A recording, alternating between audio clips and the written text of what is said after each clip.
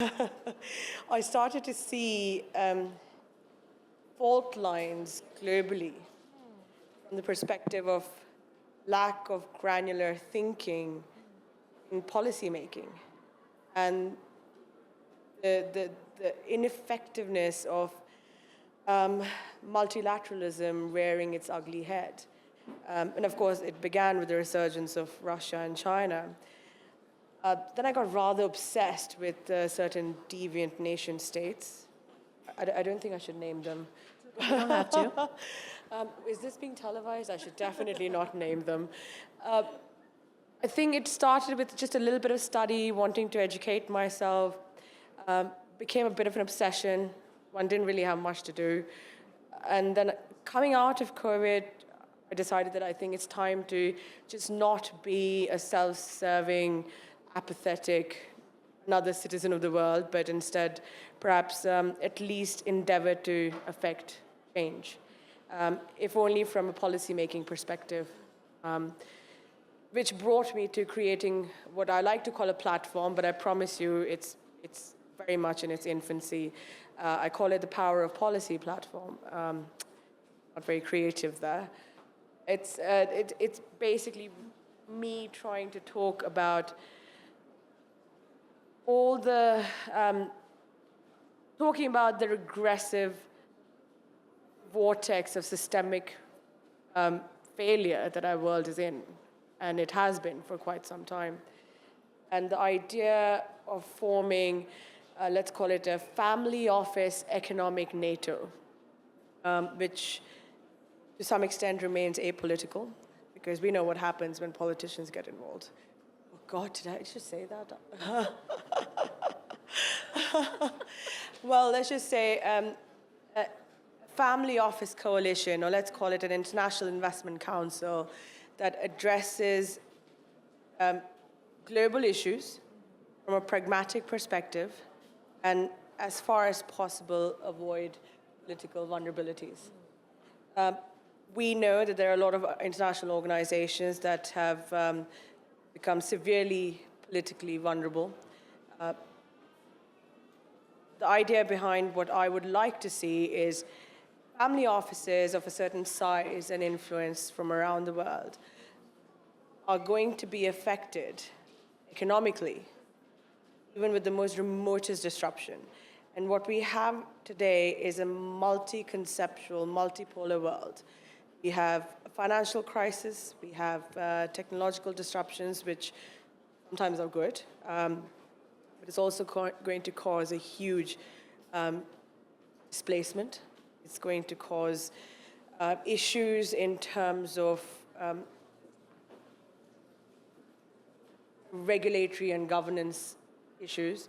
There's climate change, there's disease, there's a lot. There's food and water insecurity, there's soil acidification, and the list goes on. And I'm not saying I'm a subject matter expert across any of these, but I would like to be tolerably well informed, and I would like other family offices to become tolerably well informed and organize ourselves in a way that we can avoid inviable exigencies and at the same time address strategic matters like coming together with key allies in certain secondary theaters and economize resources, invest in special economic zones where you have a nation state like China conducting reeducation programs, embedding Trojan technology in telecommunications infrastructure, creating cyber surveillance infrastructure for countries that are vulnerable. Why can't it be us? Why can it not be us as family offices of a certain size, of a certain influence, investing in these special economic zones, in these secondary theaters, avoiding the strategic myopia, and looking at utilitarian and social infrastructure, looking at mobility and logistics, ports, hospitals, financial institutions. And to be quite honest, it is social enterprise. It's not for-profit. today, the social enterprise figures are very low, but they're still noteworthy. We've got 250 million jobs in that sector alone. It's a $2 trillion sub-economy. But when we start look at it from a broader perspective and we go into creating strategic asset reserves, I think we'll find ourselves as family offices still serving our economic interests and that of our successors, but at the same time having an incredible impact on the world.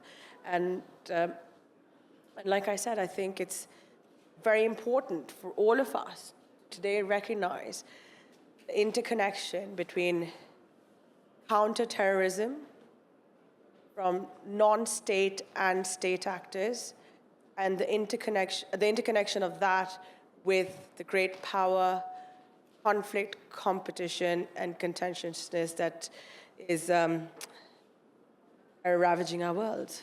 And at the risk of sounding terribly ideological, I think I should stop there.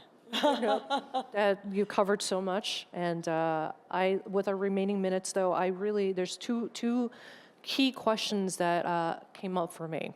One, India is like the epicenter. The world's looking at India right now. So, in your specific position as a woman in India, as a woman in this family legacy, what social responsibility do you feel, and how do you feel that you have been able to successfully impact issues that are close to your heart?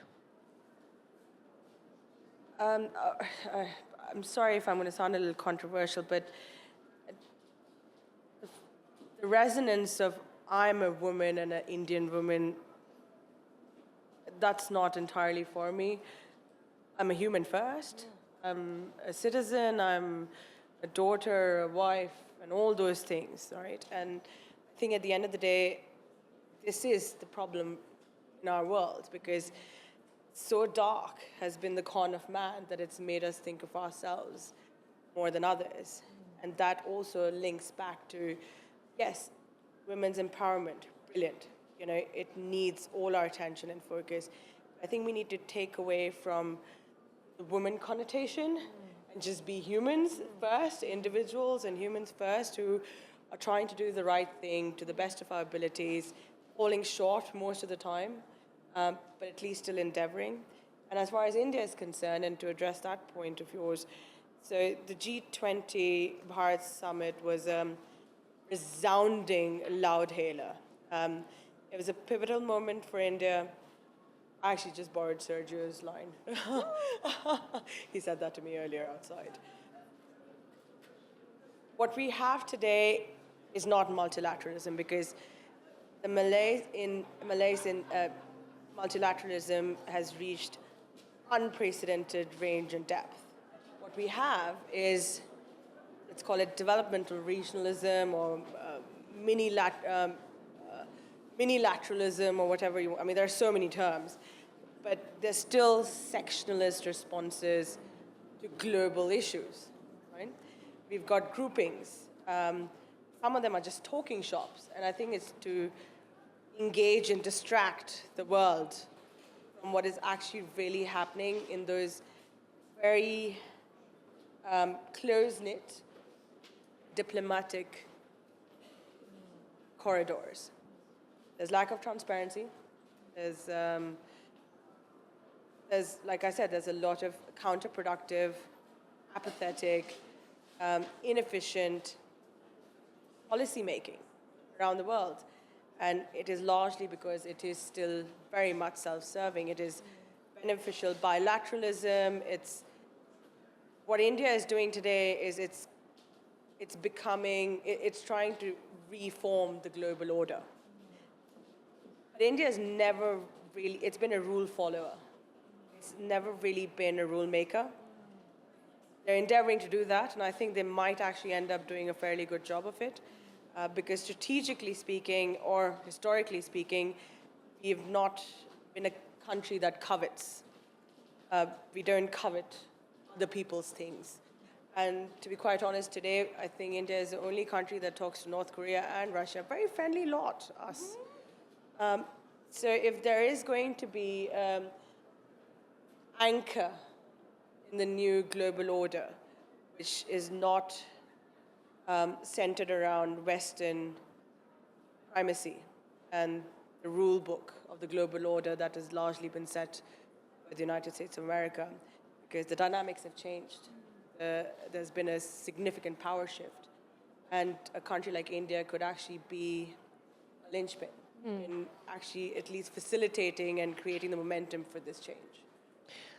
Thank Are you. we done with the 15 minutes yet? Yeah, we have a couple of seconds left, and I really would like to end this with a call to action that you would like to express to the current members of other family offices to be agents of change, because that's very important. So, like I said earlier, I think I would love, even if there's one person in this room who raises, well, don't raise your hand like we're in a classroom, but maybe talk to me outside.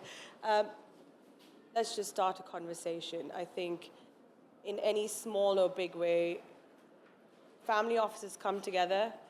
We understand, we have family values. We can probably reflect better a more economic and political consciousness than other, perhaps, multilateral institutions can, right? And that's not a bad thing, of course. That's not their structure. But our structure could be that. It could be reflective of a better global value system. And taking that first step in organizing ourselves to make those changes, or at least endeavor to make changes that are sustainable, that are for the greater good, I think that's basically my call to action. I would say my request to all of you. Please think about it. Please do think about it. Thank you so much. That was wonderful. Thank you, Angel. So much. Thank you.